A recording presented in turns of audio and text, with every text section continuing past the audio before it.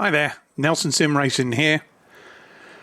Today we're going to be doing an unboxing and a review of the Moza Racing KS wheel and the Moza Racing Universal Hub.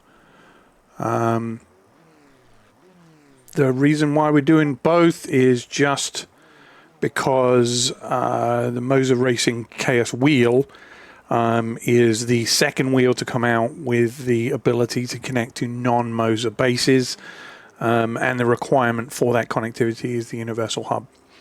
So I was curious to know what the setup was like for that, and so yeah, I bought one. I was also hedging my bets to see if I had any wireless problems with the wheel on the base, as I have done with other wheels. So it's like an insurance policy. We'll see if that's required or not. It's probably the first question I need answered. So we'll go now and we'll get this stuff out of boxes so you can see it, and we'll see what comes in the boxes, and then go through some of the installation stuff, and then give it a try, and then we'll tell you what we think of it. Stick around, should be interesting. Okay, so let's get into the boxes. As you can see, they come branded with Moza Racing on them, which is very important for the porch pirates, because there's nothing worse than stealing a box and having junk in there.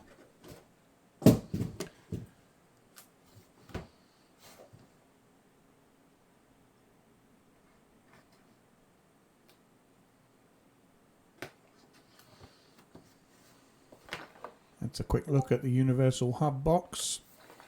Nothing else on it, just that picture of the front of it with the 4-port connection. First port is for the base, and then the other 3 are interchangeable between shifter, handbrake, and the wheel. Inside the box you've got a manual that nobody reads. This is a universal adapter plate to go into the quick release and then to connect onto a third-party base. Then we have the Universal Hub itself, branded Moza Racing, and there's those 4 ports you can see. And then on the back you've got a pedal port, a USB-A and a USB-C for auxiliary power. Nothing much else.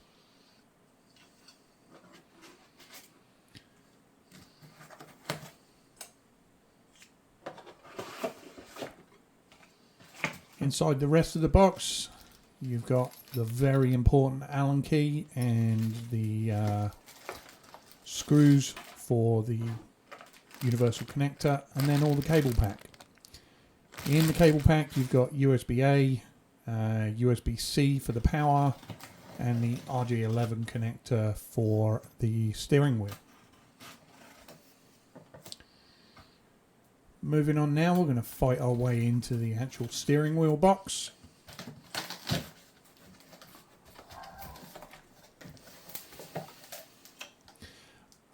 And this is not a big thing, but I think it's useful to know that you can see they put little corner protectors on the box, which is not something they used to do. And it's nice to see that the company is learning as it goes. I mean, it's, you know, it'd be nice if it was perfect the first time out, but the fact that it makes decisions to improve its packaging in ways like that shows that it understands that it's important to get better.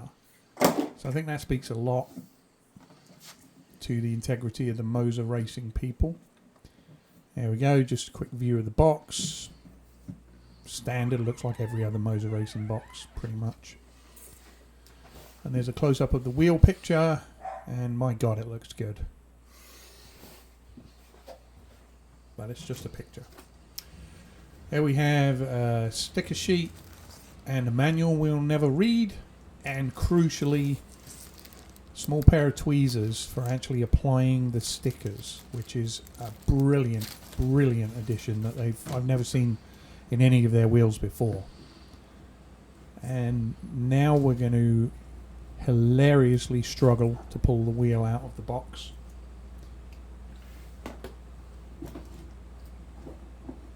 we'll just take a moment to marvel in this idiocy.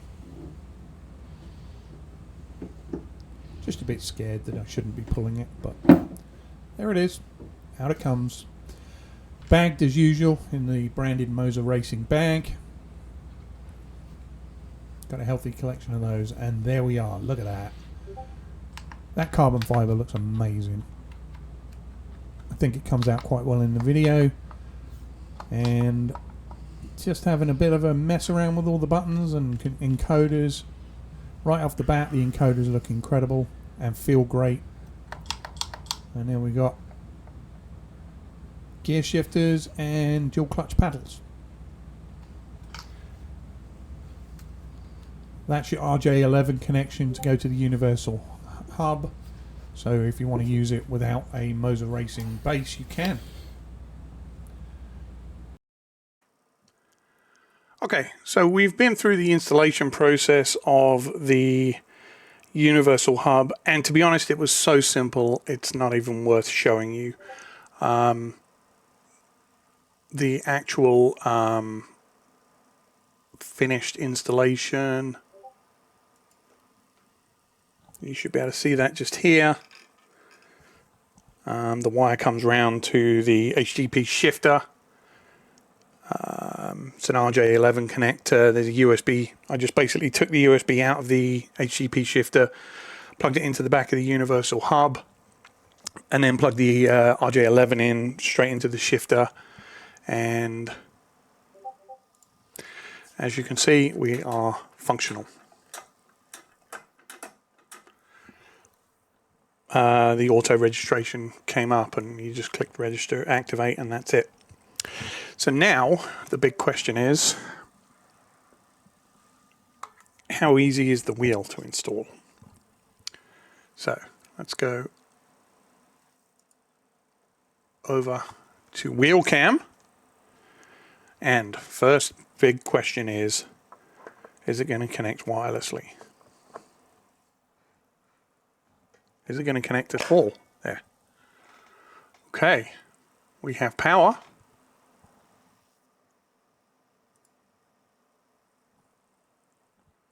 And we have a wheel. Let's go ahead and activate that, just to show you how easy that is. So there we have it.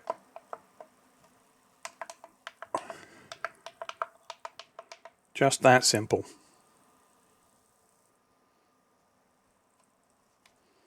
How does it feel in my hands? Small. Let's get a comparison. So looking at that in comparison to the GSI FPE, let's just flip this over. What you can see here is the FPE is a good centimetre on either side wider, maybe the same tall, and the grips are incomparably bigger. I don't know if there's enough light there, it doesn't seem too bad, but I mean,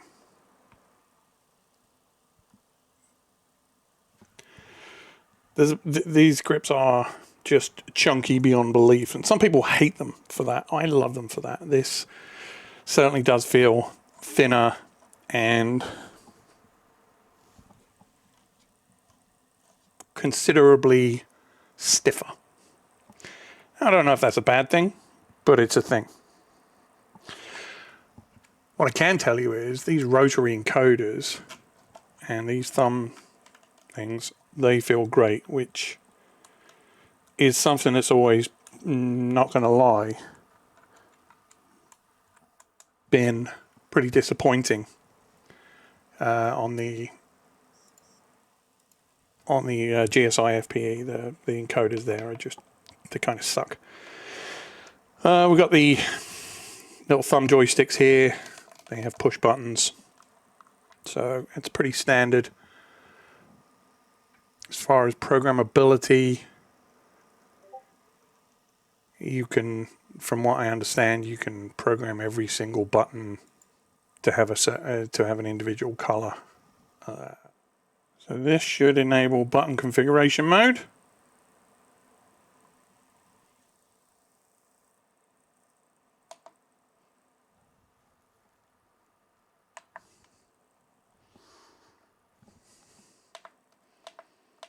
And you just basically cycle through the colours you want.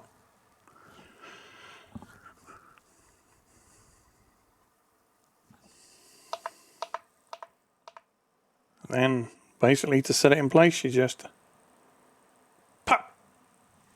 Done. There we go. That's the color programming done. All right. So let's take it out for a quick spin. You'll pardon the pun. Right, so we've got our wheel configured and we're going to go out and take it for a bit of a run. See what we think. Couldn't get the car to start. All right. Pit lane speed limit is 40 kilometers per hour. Left side. Pit exit is clear. Don't cross the line. Clear left.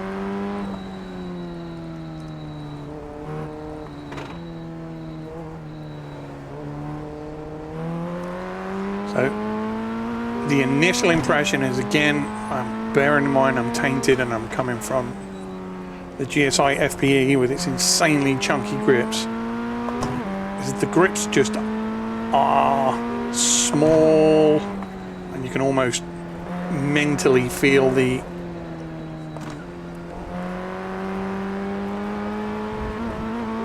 plate beneath it.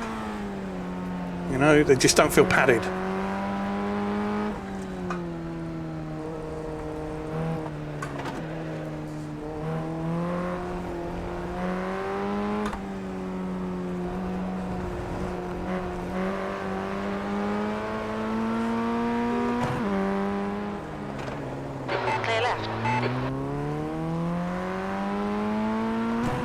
Slow down more than necessary. So the other thing I'm feeling,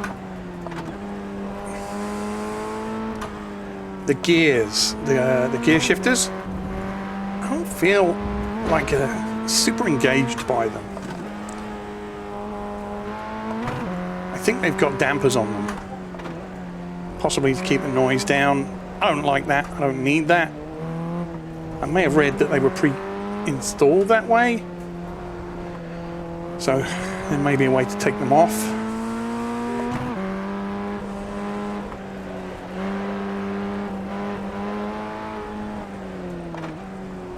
Sector 2 is 2/10 off the pace.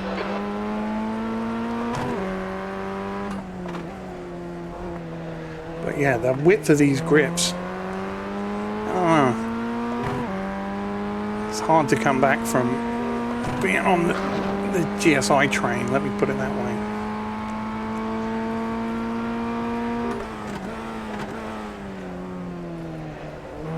You're currently 1.3 seconds off the pace. Sector 3 times quick.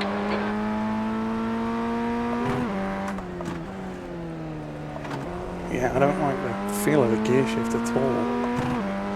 I have to see if there's a cover on the magnet that I can take off.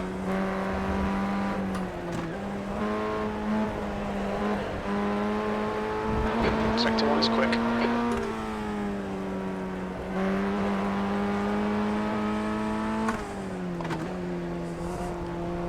I think I can get used to the feel of the wheel. And that gear shift's got to change.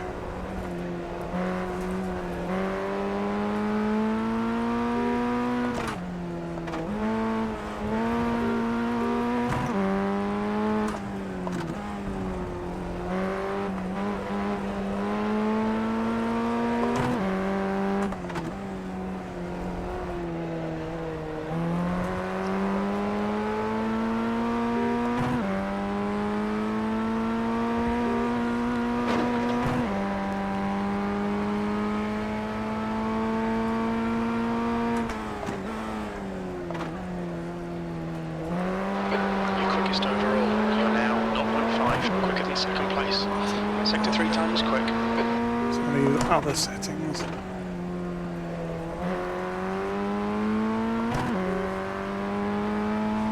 I have an adjustable bias, I believe, so let's just see if... No. Can't do it because it's fixed. Sector 1 is 0.3 off the pace. But just the thumb thick there is easy to do. Keep your hands on the wheel. It's the benefit it's got over the FPE, the GSI, where you have to take your hands off the wheel. You've got to step up to the Hyper P one on the GSI wheel if you want the thumb rotaries.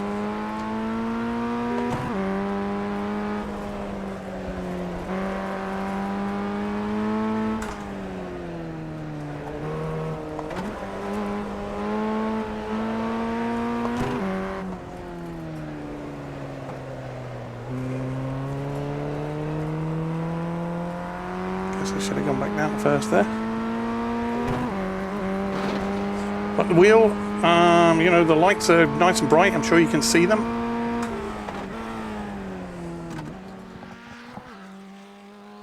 Okay. So what else do we want to say about the wheel? Okay. It looks amazing. I mean, it really does look like fantastic. If it was this big, I think it would be amazing. It feels small in my hands. Again, that 1 centimeter that you get from the FPE wheel. How does it compare to the GS? Let's have a look. So you can see here, it's identical to the GS wheel from a width perspective. The hand grips, arguably, I don't know if this is just because it's Alcantara as opposed to rubber, but the grips feel better in the GS, although I do like rubber. That's what she said. So yeah, the grips feel too small. I think that's my overriding thing. The rest of the wheel, carbon fiber, no sharp edges anywhere that I can feel.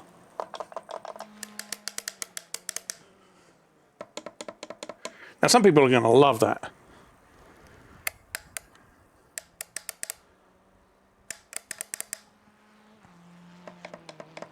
I am not one of them. So let's have a look. Comes off easy enough.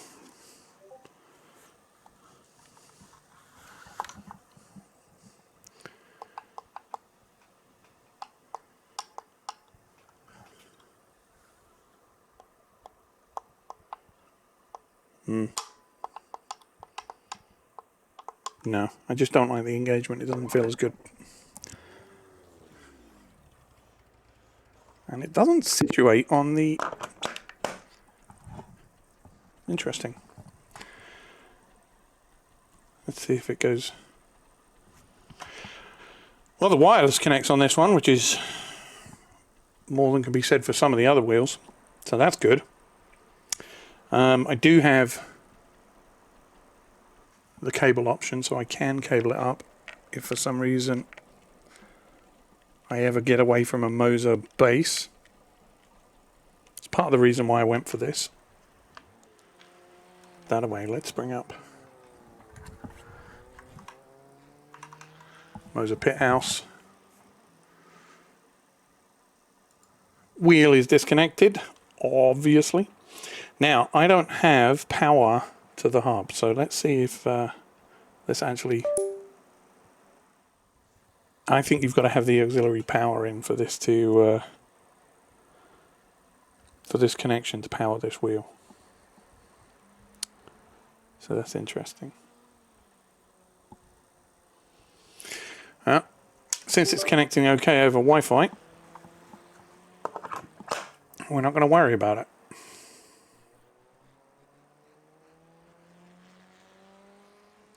Okay, so final thoughts on the wheel. It feels sturdy. The carbon feels nice. There's no sharp edges. It's well turned. The encoders feel amazing. The buttons have a satisfying click to them. The lights are real bright and very configurable. These little rocker switches work okay. Thumb encoders are fantastic. But the wheel feels too small. And the grips feel too small. Having been with the FPE for a few months, it just feels better than this. I feel like I'm driving a bottle cap. And I hate the gear shift.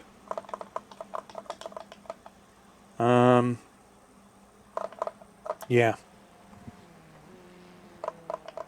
It just doesn't sound right. It doesn't feel right. It feels dull, muted. I'm sure I'd get used to it, but I don't have to get used to it because I've got better options.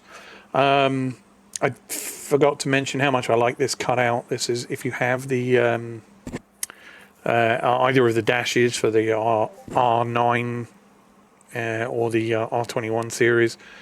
That's going to give you much better visibility than the GS did, which I think is probably part of the reason they did it. And it looks better. It looks better than GS. The GS had this big clunky bunch of nothing below the LEDs, and the LEDs here look 20 better. minutes remaining. You've got 20 minutes left. Shut up, Jim. So yeah, overall $279. I mean, if you're comparing that, the FPE is $1,000 more, and the encoders on it feel like they were made for play school, whereas this feels like grown-up encoders. Everything about it feels good, apart from the general feel, which it feels small, and I think that's where the money goes. If your budget is $300, I thoroughly recommend it. Obviously, I can't test it on a non-Moza wheelbase, but it purports to work on a non-Moza wheelbase through the universal connection. Universal connection is an absolute doddle to set up. If you want to see me run it on that, I can. I've just got to put some power to it. No big deal. So just let me know. But in the meantime, if you're still with us, thanks a lot for watching. If you've got any questions, please stick them in the comments. I'm more than happy to do a follow-up video or throw a short out there or just put something in the community. Answer any questions you've got about it. But, you know, in the meantime, if you like the video, please think about subscribing. Give me a thumbs up. Smash the bell so you know when the next one's coming out. And thank you very much for watching, and I'll see you again.